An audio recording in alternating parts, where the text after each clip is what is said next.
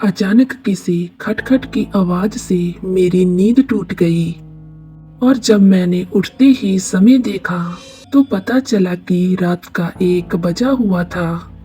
वो आवाज को सुनकर मैं हैरान था कि आखिर ये आवाज किस चीज की है, क्योंकि उस समय मैं कमरे में अकेला ही था।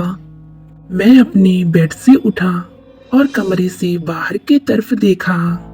बाहर एक सन्नाटा छाया हुआ था।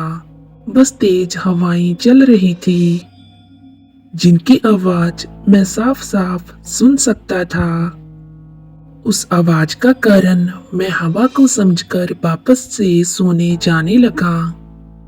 तभी फिर से मुझे वो आवाज सुनाई दी।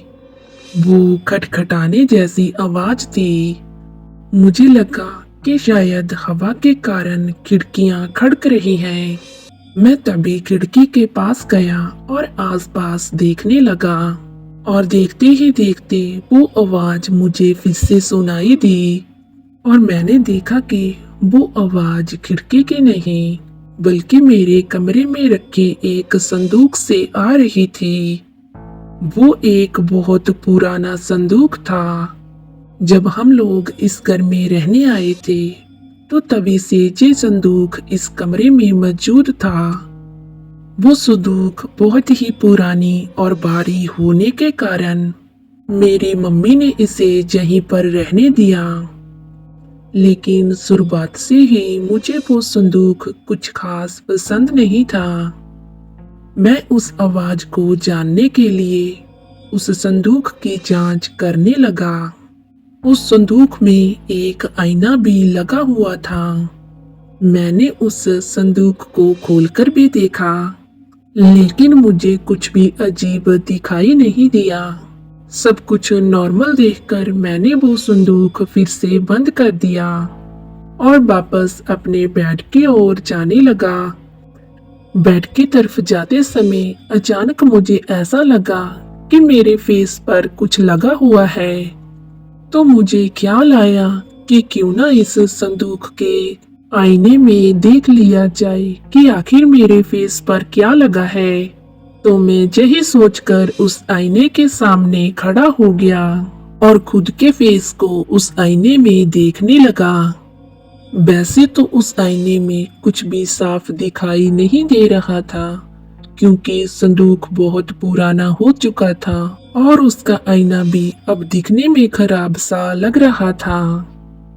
और आज से पहले मैंने खुद को कभी उस आईने में नहीं देखा था और पता नहीं मुझे आज क्या हो गया था कि मैं खुद को बिना पलके झपकाए उस आईने में देखे जा रहा था।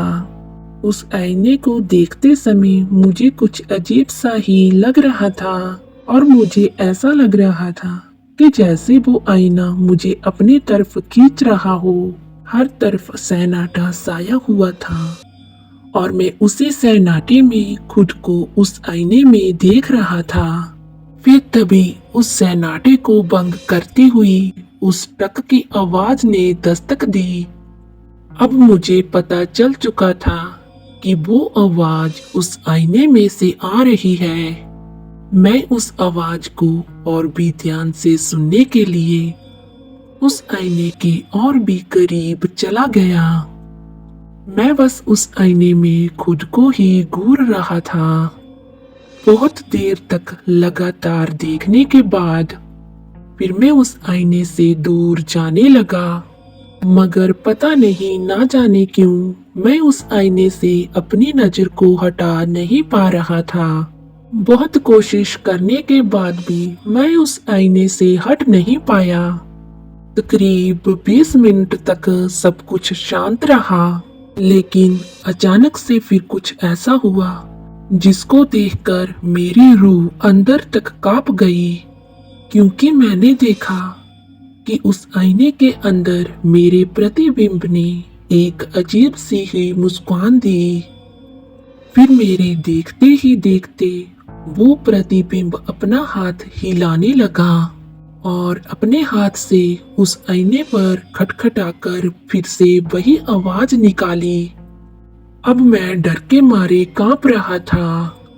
मगर फिर भी मैं उस आईने से अपनी नजर को हटा नहीं पा रहा था। ना चाहते हुए भी मुझे अपने प्रतिबिंब की डरावनी आंखों में देखना पड़ रहा था। उसकी आंखों में एक अलग ही किस्म की रोशनी थी, जिसके अंदर मैं बस डूबे जा रहा था।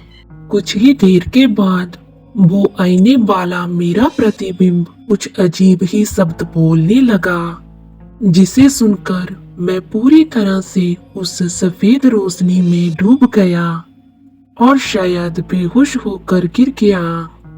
और फिर जब मेरी आंख खुली तो सुबह हो चुकी थी। होश में आते मैंने देखा कि मैं उस आईने के सामने गिरा हुआ था। उस रात आगे क्या हुआ था मुझे कुछ भी पता नहीं, और ना ही मैं उस भयानक रात को अब याद करना चाहता हूँ। और सुबह होते ही ये पूरी घटना मैंने अपनी माँ को बता दी, और उसके बाद मेरी माँ ने उस संदूक को कहीं पर बेच दिया।